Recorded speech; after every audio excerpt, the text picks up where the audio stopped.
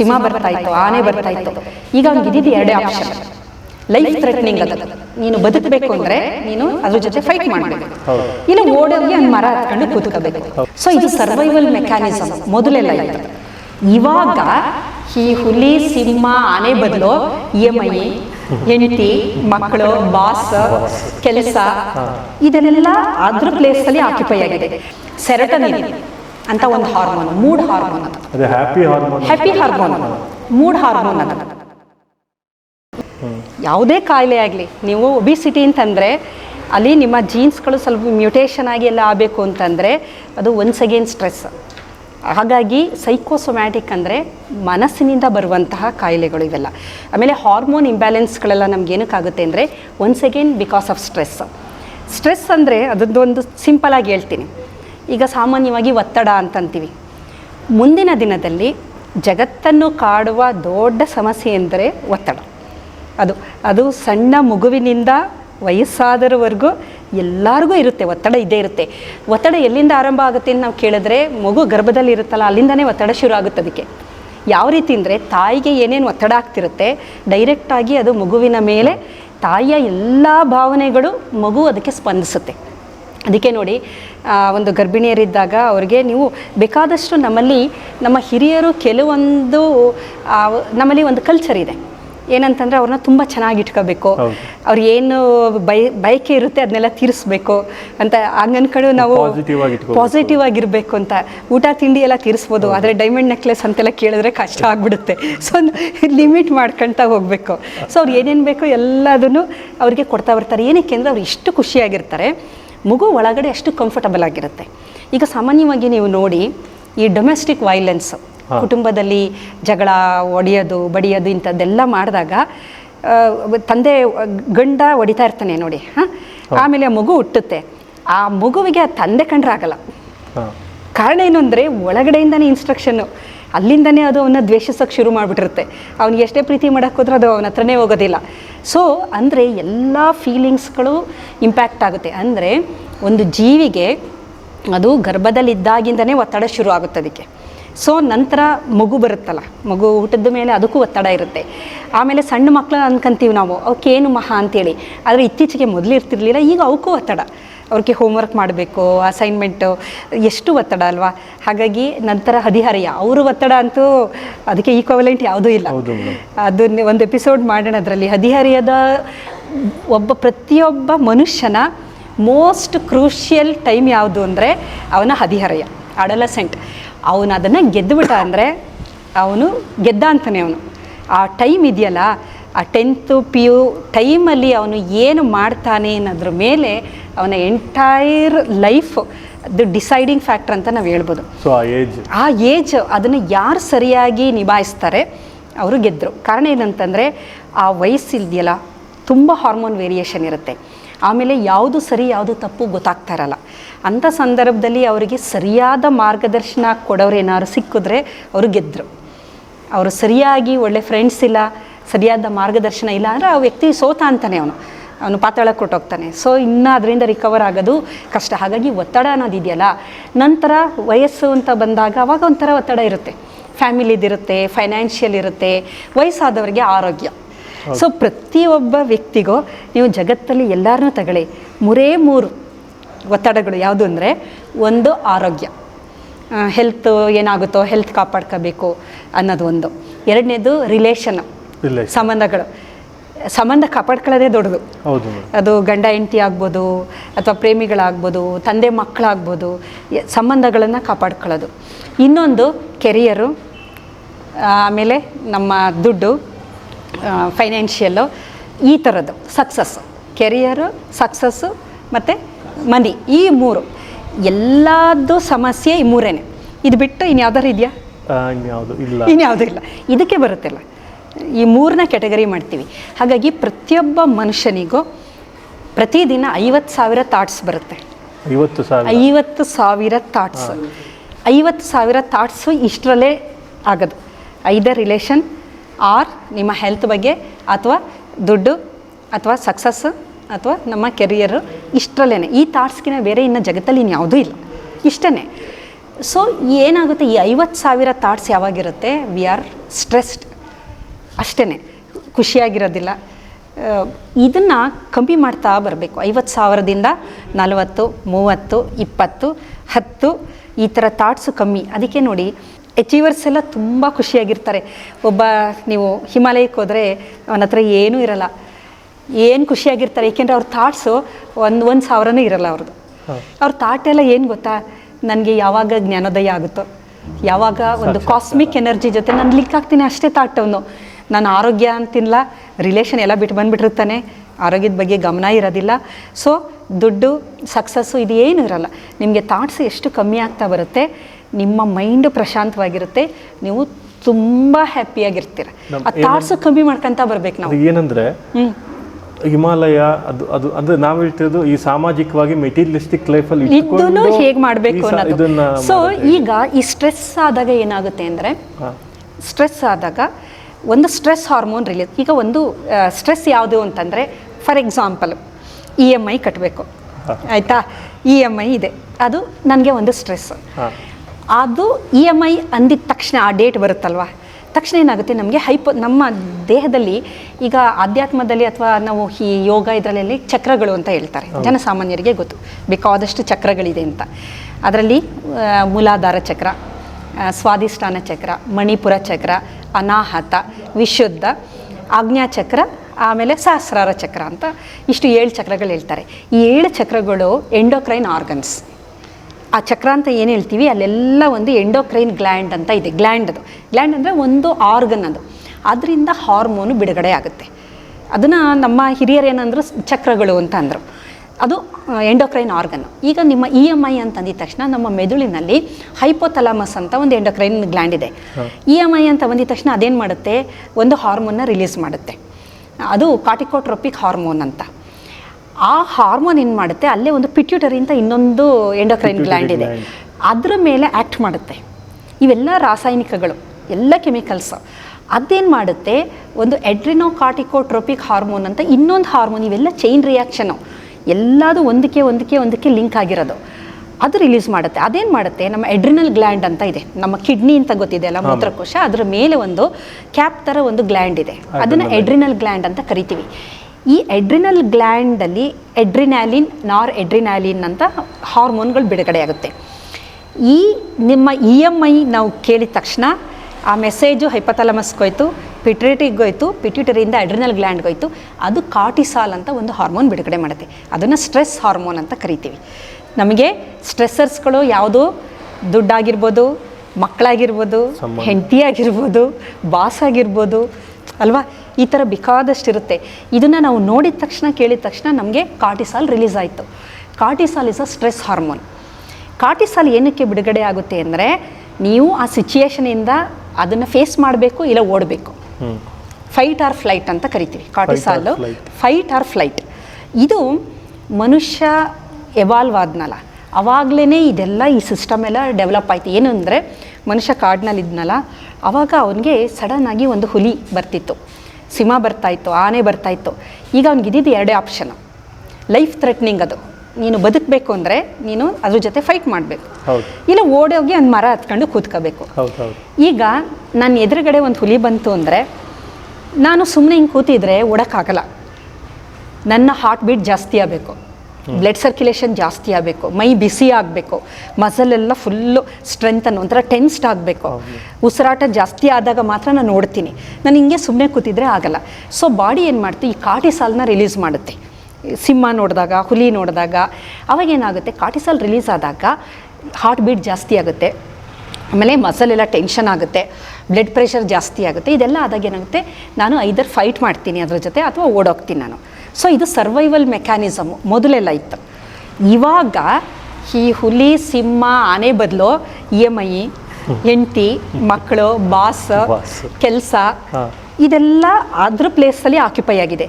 ಅಲ್ಲೇನಾಗ್ತಿತ್ತು, ನೀನು ಓಡೋಗ್ತಿದ್ದೆ, ಆಮೇಲೆ ಏನಾಗ್ತಿತ್ತು, ಆವಾಗ ಸಿಂಪಥೆಟಿಕ್ ನರ್ವಸ್ ಸಿಸ್ಟಮ್ ಅಂತ ಆ್ಯಕ್ಟಿವೇಟ್ ಆಗೋದು, ಅದೆಲ್ಲ ಇದನ್ನೆಲ್ಲ ಮಾಡ್ತಿರೋದು. ಅದು ಓಡಾಗಿ ನಾನು ಮರದ ಮೇಲೆ ಕೂತ ಮೇಲೆ ಇನ್ನೊಂದು ನರ್ವಸ್ ಸಿಸ್ಟಮ್ ಇದೆ, ಪ್ಯಾರಾಸಿಂಪಥೆಟಿಕ್ ನರ್ವಸ್ ಸಿಸ್ಟಮ್. ಅದೇನು ಮಾಡೋದು, ಎಲ್ಲ ಕಾಮ್ ಡೌನ್ ಮಾಡೋದು. ಜಾಸ್ತಿ ನಮ್ಮದು ಹಾರ್ಟ್ ಬಡ್ಕೊಳ್ತಿರೋದೆಲ್ಲ ಕಮ್ಮಿ ಆಗೋದು, ಬ್ಲಡ್ ಪ್ರೆಷರ್ ಕಮ್ಮಿ ಆಗೋದು, ಎಲ್ಲ ಆಗಿ ಕಾಮ್ ಡೌನ್ ಆಗೋದು. ಬಟ್ ಇವಾಗ ಅದಾಗಲ್ಲ. ನಿಮಗೆ ಅದು ಕಂಟಿನ್ಯೂಸ್ ಇದ್ದೇ ಇರುತ್ತೆ. ಅಂದರೆ ಎಂಟಿ ನೋಡಿದಾಗೆಲ್ಲ ಹಾರ್ಟ್ ಬೀಟ್ ಜಾಸ್ತಿ ಆಗೋದು, ಬಾಸ್ ನೋಡಿದಾಗೆಲ್ಲ ಕಮ್ಮಿ ಆಗೋದೇ ಇಲ್ಲ ಅದು. ಏಕೆಂದರೆ ಎವ್ರಿ ಟೈಮ್ ಯು ಎನ್ಕೌಂಟರ್, ಪ್ರತಿದಿನ ನಾವು ನೋಡ್ತಾ ಇದ್ದೀರಾ. ಸೊ ಏನಾಗ್ತಾ ಇದೆ, ಕಾರ್ಟಿಸಾಲ್ ಯಾವಾಗ ರಿಲೀಸ್ ಆಗ್ತಾ ಇರುತ್ತೆ, ಇದರಿಂದನೇ ನಮಗೆ ಹೃದಯಕ್ಕೆ ಸಂಬಂಧಿಸಿದಂಥ ಕಾಯಿಲೆಗಳು ಬರ್ತಾ ಇದೆ, ಒಬಿಸಿಟಿ ಬರ್ತಾ ಇದೆ, thyroid issue, hormonal issues, diabetes, ಆಮೇಲೆ ಡಿಪ್ರೆಷನ್ನು, ಆ್ಯಂಗ್ಸೈಟಿ, ಎಲ್ಲ ಥರದ ಮಾನಸಿಕ ಕಾಯಿಲೆಗಳು ಬರ್ತಾ ಇರೋದು ಈ ಕಾರ್ಟಿಸಾಲು ಜಾಸ್ತಿ ಆದಾಗ ಕಮ್ಮಿ ಆಗಬೇಕದು. ಅದು ಆಗ್ತಾ ಇಲ್ಲ, ಅದು ಹಂಗೆ ಇರುತ್ತೆ, ಜಾಸ್ತಿನೇ ಆಗ್ತಾ ಇರುತ್ತೆ. ಸೊ ನಮ್ಮ ದೇಹದ ಎಲ್ಲ ಭಾಗಗಳನ್ನು ಅದು ಡ್ಯಾಮೇಜ್ ಮಾಡ್ತಾ ಇರುತ್ತೆ. ಸೊ ಈಗ ನೀವು ಕೇಳಿದ್ರಿ, ಒಂದು ಒಳ್ಳೆ ಬ್ಯೂಟಿಫುಲ್ ಕ್ವೆಶನ್ ಕೇಳಿದ್ರಿ, ನಾನು ಹಿಮಾಲಯಕ್ಕೆ ಹೋಗೋಕ್ಕಾಗಲ್ಲ, ನಾನು ಇಲ್ಲೇ ಇರ್ತೀನಿ, ಹೌ ಟು ಕೌಂಟ್ರ್ಯಾಕ್ಟ್ ಇದನ್ನು ನಾನು ಹೆಂಗೆ ಮಾಡ್ಕೋಬೋದು ಅನ್ನೋದಾದರೆ, ಅದಕ್ಕೆ ಬ್ಯೂಟಿಫುಲ್ಲಾಗಿ ನಮ್ಮ ಹಿರಿಯರು ಕೆಲವೊಂದಷ್ಟು ಟಿಪ್ಸ್ಗಳು ಕೊಟ್ಟಿದ್ದಾರೆ. ಬಟ್ ಅದನ್ನು ನಾವು ಫಾಲೋ ಮಾಡಲ್ಲ. ಈಗ ನಿಮಗೆ ತುಂಬ ಟೆನ್ಷನ್ ಆಯಿತು ಅಂತ ಇಟ್ಕೊಳ್ಳಿ. ಟೆನ್ಷನ್ ಆದಾಗ ಡೀಪ್ ಬ್ರೀದ್ ಮಾಡಿ ಅಂತ ಹೇಳ್ತಾರೆ, ಉಸಿರನ್ನು ದೀರ್ಘವಾಗಿ ತಗೊಂಡು ಬಿಡಿ ಅಂತ. ಈಗ ಸ್ಟೂಡೆಂಟು ಕ್ವೆಶನ್ ಪೇಪರ್ ಸಿಕ್ತು, ಎಕ್ಸಾಮ್ಗೆ ಹೋಗಿದ್ದಾನೆ, ಅವನು ಒಂದು ದೀರ್ಘವಾಗಿ ಉಸಿರು ತಗೊಂಡು ಬಿಟ್ಟಾಗ ಒಂದು ಸ್ವಲ್ಪ ಕಾಮ್ ಡೌನ್ ಆಗ್ತಾನೆ. ಏನಾಗುತ್ತೆ ಅಂತ ಹೇಳ್ತೀನಿ. ಅಥವಾ ತುಂಬ ಟೆನ್ಷನ್ ಆಗಿದೆ ನಿಮಗೆ, ಹೋಗಿ ತಣ್ಣೀರಲ್ಲಿ ಮುಖ ತೊಳ್ಕೋಬೇಕು, ಆಯಿತಾ? ತಣ್ಣೀರಲ್ಲಿ ಮುಖ ತೊಳೆದಾಗ ಸ್ವಲ್ಪ ನಿಮಗೆ ಕಾಮ್ನೆಸ್ ಸಿಗುತ್ತೆ. ಅದೇ ರೀತಿ ತುಂಬ ಟೆನ್ಷನ್ ಆಗ್ತಾಯಿದೆ, ಕಾಲು ಮಸಾಜ್ ಮಾಡ್ಕೋಬೋದು, ಕಾಲನ್ನ ಮಸಾಜ್ ಮಾಡ್ಕೋಬೇಕು, ಅಥವಾ ಕಾಲಿಗೆ ತಣ್ಣೀರು ಹಾಕ್ಕೋಬೇಕು. ಸೊ ಇದೆಲ್ಲ ನಾವು ಮಾಡಿದಾಗ ಏನಾಗುತ್ತೆ ಅಂದರೆ, ಒಂದು ವೇಗಸ್ ನರ್ವ್ ಅಂತ ಇದೆ ನಮ್ಮಲ್ಲಿ, 10th ಕ್ರೇನಿಯಲ್ ನರ್ವ್ ಅಂತದ್ದು, ಮೆದುಳಿನಿಂದ ಕಾಲ್ವರೆಗೂ ಇರೋಂಥದ್ದು, ಅದು ಆ್ಯಕ್ಟಿವೇಟ್ ಆಗುತ್ತೆ, ಆಯಿತಾ? ಅದು ಆ್ಯಕ್ಟಿವೇಟ್ ಆದಾಗ ಅದು ನಮ್ಮ ಪ್ಯಾರಾಸಿಂಪಥೆಟಿಕ್ ನರ್ವಸ್ ಸಿಸ್ಟಮ್ನ ಆ್ಯಕ್ಟಿವೇಟ್ ಮಾಡುತ್ತೆ. ನೀವು ಡೀಪ್ ಬ್ರೀದ್ ಮಾಡಿದ್ರೆ, ಅದಕ್ಕೋಸ್ಕರ ಏನು ಹೇಳ್ತಾರೆ, ನೀವು ಕೆಲವೊಂದು ಪ್ರಾಣಾಯಾಮ ಮಾಡಿ ಅಂತ ಹೇಳ್ತಾರೆ. ಯಾರು ಪ್ರಾಣಾಯಾಮ ಮಾಡ್ತಾರೆ, ಆಮೇಲೆ ಕೋಲ್ಡ್ ವಾಟರ್ ಮುಖಕ್ಕೆ ಹಾಕೊಳ್ಳೋದು, ಅಥವಾ ಡೀಪ್ ಬ್ರೀದ್ ಮಾಡೋದು, ಇದನ್ನೆಲ್ಲ ನಾವು ಮಾಡಿದಾಗ ನೇಚರ್ ವಾಕ್ ಮಾಡಬೇಕು ಅಂತಂತಾರೆ. ಅಂದರೆ ನೇಚರ್ ವಾಕ್ ಅಂದರೆ ನಾವೇನು ಮಾಡ್ತಿದ್ದೀವಿ ಇವಾಗ, ನೆಲಕ್ಕೆ ನಮ್ಮ ಪಾದ ಸೋಕಲ್ಲ, ಆಯಿತಾ? ಕೆಲವೊಬ್ಬರು ಮನೇಲಿ ಸಹ ಸ್ಲಿಪ್ಪರ್ ಹಾಕೊಂಡು ಓಡಾಡ್ತಾರೆ, ಅವ್ರ ಪಾದ ನೆಲಕ್ಕೆ ಸೋಕದೇ ಇಲ್ಲ. ಸೊ ಏನಾಗುತ್ತೆ, ಗ್ರೌಂಡಿಂಗ್ ಆಗಲ್ಲ ನಮಗೆ. ಗ್ರೌಂಡಿಂಗ್ ಆಗಬೇಕು ನಮಗೆ. ಈಗ ನಮ್ಮಲ್ಲಿ ಬೇಕಾದಷ್ಟು ನೆಗೆಟಿವ್ ಅಯಾನ್ಸ್ಗಳಿರುತ್ತೆ. ಮೊಬೈಲ್ ಫೋನ್ ಯೂಸ್ ಮಾಡ್ತೀವಿ, ಲ್ಯಾಪ್ಟಾಪ್ ಯೂಸ್ ಮಾಡ್ತೀವಿ, ಎಲೆಕ್ಟ್ರಾನಿಕ್ ಗ್ಯಾಜೆಟ್ ಯೂಸ್ ಮಾಡ್ತೀವಿ, ಆವಾಗ ತುಂಬ ನೆಗೆಟಿವ್ ಅಯಾನ್ಸ್ಗಳು ದೇಹದಲ್ಲಿರುತ್ತೆ. ಈಗ ನಿಮಗೆಲ್ಲ ಗೊತ್ತಿದೆ, ಮನೇಲಿ ಗ್ರೌಂಡಿಂಗ್ ಅಂತ ಮಾಡಿಸ್ತಾರಲ್ವಾ? ಹೌದು ಮೇಡಮ್. ಉಪ್ಪು ಹಾಕಿ ಮತ್ತು ತಾಮ್ರದ ಪ್ಲೇಟ್ ಹಾಕಿ ಏನಕ್ಕೆ ಮಾಡ್ತಾರದು ಅಂತಂದರೆ, ನಿಮಗೆ ಶಾರ್ಟ್ ಸರ್ಕ್ಯೂಟು, ಒಂದು ಏನೋ ಇದು ಮಿಂಚು ಅದೆಲ್ಲ ಬಂದಾಗ, ಗ್ರೌಂಡಿಂಗ್ ಆದಾಗ ಮನೆಯಲ್ಲಿರೋ ವಸ್ತುಗಳಿಗೆ ಏನೋ ಅಪಾಯ ಆಗದೆ ಇರಲಿ ಅಂತ. ಸೊ ನಮ್ಮ ದೇಹಕ್ಕೂ ಒಂದು ಗ್ರೌಂಡಿಂಗ್ ಬೇಕು. ಯಾವ ಥರ ಅಂತಂದರೆ, ನಾವು ಬರೀ ಕಾಲಲ್ಲಿ ನಡಿಬೇಕು, ಮನೆ ಒಳಗಡೆ ಅಥವಾ ಹುಲ್ಲಿನ ಮೇಲೆ ಅಥವಾ ಮಣ್ಣಿನ ಮೇಲೆ ದಿನ ನಾವು ಮಾಡಿದಾಗ ಏನಾಗುತ್ತೆ, ಆ ಅಯಾನ್ಸ್ಗಳೇನಿರುತ್ತೆ ಅದು ಗ್ರೌಂಡಿಂಗ್ ಆಗುತ್ತೆ. ಸೊ ಇದೊಂದು ಮಾಡೋದು. ಇದರ ಜೊತೆಗೆ ನಾನು ಡೀಪ್ ಬ್ರೀದಿಂಗ್ ಹೇಳಿದೆ, ತುಂಬ ಟೆನ್ಷನ್ ಆಗಿದೆ, ಮತ್ತು ಈಗ ಯಾವುದೋ ಒಂದು ಕ್ರೂಷಿಯಲ್ ಇದಿರುತ್ತೆ ಪಾಯಿಂಟು, ನೀವು ಅದನ್ನು ಮಾಡಬೇಕೋ ಮಾಡಬಾರ್ದು, ಡಿಸಿಷನ್ ಮಾಡಬೇಕು. ನೀವು ಮಾಡಿದ್ರೆ ಒಳ್ಳೆಯದೋ ಕೆಟ್ಟದೋ ಏನು ಮಾಡೋದು ಗೊತ್ತಾಗ್ತಾ ಇಲ್ಲ. ಸೊ ನೀವೇನು ಮಾಡಬೇಕಂದ್ರೆ, ಅರ್ಜೆಂಟಾಗಿ ರಿಯಾಕ್ಟ್ ಮಾಡಬಾರ್ದು. ಕೂತ್ಕೊಂಡು ಚೆನ್ನಾಗಿ ನೀರು ಕುಡಿದು, ತಣ್ಣೀರು, ಮುಖ ತೊಳ್ಕೊಂಡು ಡೀಪ್ ಬ್ರೀದಿಂಗ್ ಮಾಡಿ ಆಮೇಲೆ ಯೋಚನೆ ಮಾಡಿದ್ರೆ ನಿಮ್ಮ ಪ್ರಿಫ್ರಂಟಲ್ ಕಾರ್ಟೆಕ್ಸ್ ಆ್ಯಕ್ಟಿವೇಟ್ ಆಗುತ್ತೆ. ಈ ಮುಂದಿನ ಮೆದುಳು ಇದೆಯಲ್ಲ, ಅದು ಕರೆಕ್ಟಾಗಿ ಡಿಸೈಡ್ ಮಾಡೋದು, ಡಿಸಿಷನ್ ಮೇಕಿಂಗ್. ಯಾವುದೋ ಒಂದು ಇನ್ವೆಸ್ಟ್ಮೆಂಟ್ ಮಾಡಬೇಕು ಅಂತ ಇಟ್ಕೊಳ್ಳಿ, ಯಾರೋ ಬರ್ತಾರೆ ಇನ್ವೆಸ್ಟರ್, ಸೊ ಇದು ತುಂಬ ಚೆನ್ನಾಗಿದೆ ನೀವು ಇನ್ವೆಸ್ಟ್ ಮಾಡಿ ಅಂತಾರೆ. ನಿಮಗೆ ಒಂದು ಅರ್ಧ ಮನಸ್ಸು, ಮಾಡೋದೋ ಬೇಡವೋ, ಮಾಡಿ ಏನಾದರೂ ಅದು ಲಾಸ್ ಆಗಿ, ಏಕೆಂದರೆ ಇನ್ವೆಸ್ಟ್ಮೆಂಟ್ ಅಂದರೆ ಆಲ್ವೇಸ್ ನಾವು ಎದುರ್ತೀವಲ್ವ. ಸೊ ಏನಾಗುತ್ತೆ, ಏನು ಮಾಡೋದು ಇವಾಗ ಅಂದಾಗ, ನೀವು ಆ ಒಂದು ಟೆನ್ಷನಲ್ಲಿ ಡಿಸೈಡ್ ಮಾಡಿದ್ರೆ ಫ್ಲಾಪ್, ಅದು ಎಡವಟ್ಟಾಗ್ಬಿಡುತ್ತೆ. ಸೊ ಇದು ನಾನು ಏನೇನು ಹೇಳಿದೆ, ಡೀಪ್ ಬ್ರೀದ್ ಮಾಡೋದು, ಮುಖ ತೊಳೆಯೋದು, ಚೆನ್ನಾಗಿ ನೀರು ಕುಡಿಯೋದು, ಇದು ಮಾಡಿದಾಗ ನಿಮ್ಮ ಪ್ರಿಫ್ರಂಟಲ್ ಕಾರ್ಟೆಕ್ಸ್ ಆ್ಯಕ್ಟಿವೇಟ್ ಆದರೆ ಕರೆಕ್ಟ್ ಡಿಸಿಷನ್ ಕೊಡುತ್ತದೆ ನಿಮಗೆ. ಸೊ ನಾವೆಲ್ಲ ಏನು ಮಾಡ್ತೀವಿ, ಸಾಮಾನ್ಯವಾಗಿ ಏನೇ ಡಿಸಿಷನ್ ಮಾಡಬೇಕಾದ್ರೆ ಆತುರವಾಗಿ ಮಾಡ್ತೀವಿ, ಟೆನ್ಷನಲ್ಲಿ ಮಾಡ್ತೀವಿ, ಕೋಪದಲ್ಲಿ ಎಮೋಷನಲ್ ಮಾಡ್ತೀವಿ. ಅದೆಲ್ಲ ಇರೋದು ಲಿಂಬಿಕ್ ಅಂತ ಹೇಳಿದೆ. Limbic most dangerous. ಅದು ಪ್ರಾಣಿ ಮೆದುಳದು. ಪ್ರಾಣಿ ಮೆದುಳಿಗೆ ಜಡ್ಜ್ ಮಾಡೋ ಕೆಪಾಸಿಟಿ ಸರಿಯಾಗಿ ಇರೋದಿಲ್ಲ. ಹಾಗಾಗಿ ಈ ಎಲ್ಲ ನಾವು ಮಾಡ್ತೀವಲ್ಲ, ಮಾಡಿದಾಗ ಏನಾಗುತ್ತೆ ಅಂದರೆ, ನಮ್ಮ ಪ್ಯಾರಾಸಿಂಪಥೆಟಿಕ್ ನರ್ವಸ್ ಸಿಸ್ಟಮ್ ಆ್ಯಕ್ಟಿವೇಟ್ ಆಗುತ್ತೆ, ವೇಗಸ್ ನರ್ವ್ ಆ್ಯಕ್ಟಿವೇಟ್ ಆಗುತ್ತೆ, ಪ್ಯಾರಾಸಿಂಪಥೆಟಿಕ್ ನರ್ವಸ್ ಸಿಸ್ಟಮ್ ಅಂತ ಒಂದು ಇದೆ ನಮ್ಮ ದೇಹದಲ್ಲಿ, ಅದು ಆ್ಯಕ್ಟಿವೇಟ್ ಆಗುತ್ತೆ. ಅದಾದರೆ ನಮ್ಮ ಮುಂದಿನ ಮೆದುಳು ಆ್ಯಕ್ಟಿವೇಟ್ ಆಗುತ್ತೆ. ಸೊ ನೀವು ಎಂಥ ಪರಿಸ್ಥಿತಿ ಬಂದರೂ, ಎಂಥದ್ದೇ ಆದ್ರೂ ನಿಮ್ಮ ಪೇಷನ್ಸ್ ಹೋಗಲ್ಲ, ನೀವು ರಿಯಾಕ್ಟ್ ಮಾಡೋದಿಲ್ಲ. ನೀವು ಎಷ್ಟು ಕಮ್ಮಿ ರಿಯಾಕ್ಟ್ ಮಾಡ್ತೀರಾ, ನಿಮಗೆ ಪರಿಸ್ಥಿತಿ ಹತೋಟಿಯಲ್ಲಿರುತ್ತೆ. ಅಂದರೆ ಇದು ಪ್ರೊಲಾಂಗ್ಡ್ ತುಂಬ ದಿನ ತುಂಬ ಕಾಲದವರೆಗೆ ಇದನ್ನ ಮೇಂಟೈನ್ ಮಾಡ್ಬೋದು, ಅಥವಾ ಅದೊಂದು ಮೊಮೆಂಟ್ ಈಗ ನೀವು ಆ ಮೊಮೆಂಟ್ ಮಾಡ್ಬೋದು. ಮತ್ತೆ always you will be in a composed mind set. Like ಈಗ ಗೌತಮ ಬುದ್ಧರದು ಹೇಳ್ತಾರೆ, ಅವರು ಎನ್ಲೈಟನ್. ಈಗ ನೋಡಿ, ಅವ್ರಿಗೆ ಬಂದು ಯಾರು ಎಷ್ಟೇ ಬೈದ್ರು ಅವ್ರು ರಿಯಾಕ್ಟ್ ಮಾಡಲ್ಲ, ಕಥೆಗಳಿದೆ. ಯಾಕೆಂದ್ರೆ ಅವರು ಇಲ್ಲಿಂದ ಆಕ್ಟಿವೇಟ್ ಮಾಡ್ಕೊಂಡಿದ್ದಾರೆ. ಓಕೆ, ಅವ್ನು ಯಾರೋ ಮೂರ್ಖ ಬಂದು ಬೈದ್ರೆ ನನಗೇನಾಗಬೇಕು? ಆದರೆ ನಾವು ಹಂಗೆ ಮಾಡ್ತೀವಾ? ಯಾರು ಬೈದ್ರೆ ಯಾಕೋ ಬೈದೆ ನನಗೆ, ಇಮಿಡಿಯೇಟ್ ರಿಯಾಕ್ಟ್ ಮಾಡ್ತೀವಿ, ಥಿಂಕ್ ಮಾಡೋದಿಲ್ಲ. ಯಾರೋ ಏನೋ ಅಂದೋದ್ರೆ ಅದರಿಂದ ನನಗೇನಾಗೋದಿಲ್ಲ.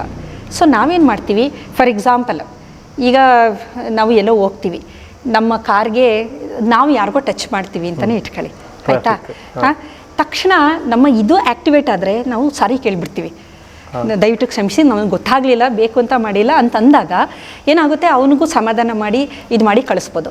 ಇಲ್ಲ ನಾನು ಏನು ನಿನಗೆ ಕಾಣಲಿಲ್ವಾ, ಎಲ್ಲಿ ಜ್ಞಾನ ಇಟ್ಕೊಂಡೋದೆ, ಸಾಯಕ್ಕೆ ಬಂದಿದ್ಯಾ ಅಂತಂದ್ರೆ ಏನಾಗುತ್ತೆ, ಅಲ್ಲೂ ಕೆಣಕ್ದಂಗೆ ಆಗುತ್ತೆ. ಸೊ ಅದು ದೊಡ್ಡದಾಗಿ ಗಲಾಟೆ ಆಗುತ್ತೆ, ನಮಗೆ ಡ್ಯಾಮೇಜ್ ಆಗ್ತಾ ಬರುತ್ತೆ. ಸೊ ನಾವು ಸಾರಿ ಕೇಳೋದ್ರಿಂದ ನಾವು ಅವ್ರಿಗೂ ಹೆಲ್ಪ್ ಮಾಡ್ತಾ ಇದ್ದೀವಿ. ಹೌದು, ಇದರಲ್ಲಿ ಭಾಳಷ್ಟಿದೆ. ಈಗ ನಾನು ಹೇಳಿದೆ ಅಲ್ವಾ, ಈ ಸ್ಟ್ರೆಸ್ ಮ್ಯಾನೇಜ್ಮೆಂಟಲ್ಲಿ ಅಥವಾ ನಾವು ನ್ಯೂರೋ ಸೈಂಟಿಸ್ಟ್ ಪ್ರಕಾರ ಇದ್ರ ಜೊತೆಗೆ ನಾವು ತುಂಬ ಖುಷಿಯಾಗಿರಬೇಕು, ಹ್ಯಾಪಿಯಾಗಿರಬೇಕು ಅಂದರೆ ಅವ್ರು ಹೇಳ್ತಾರೆ ಡೊನೇಷನ್ ಮಾಡಬೇಕು. ಡೊನೇಷನ್ ಅಂದರೆ ದುಡ್ಡು ಒಂದೇ ಅಲ್ಲ, ಎನಿಥಿಂಗ್ ಯು ಕ್ಯಾನ್ ಡೊನೇಟ್. ಪ್ರಾಣಿ ಪಕ್ಷಿಗೆ ಆಹಾರ ಹಾಕೋದು, ನೀರಿಡೋದು, ಕಾಳು ಹಾಕೋದು, ಅಥವಾ ಯಾರಿಗೋ ಒಂದು ಏನೋ ಕೆಲಸ ಮಾಡ್ತಿದ್ದಾರೆ ಸಹಾಯ ಮಾಡೋದು, ಸಣ್ಣ ಪುಟ್ಟದು ಆದ್ರೂ ಪ್ರತಿದಿನ ನಾವು ಮಾಡಿದ್ರೆ ಡೊನೇಷನ್ನು ಅಥವಾ ಫರ್ಗಿವ್ನೆಸ್, ಅವನೇನೇ ಮಾಡಿದ್ರೂ ಕ್ಷಮಿಸ್ತಾ ಹೋದರೆ ಏನಾಗುತ್ತೆ ಅಂದರೆ ನಮಗೆ ಕಾರ್ಟಿಸಾಲ್ ಕಮ್ಮಿ ಆಗುತ್ತೆ.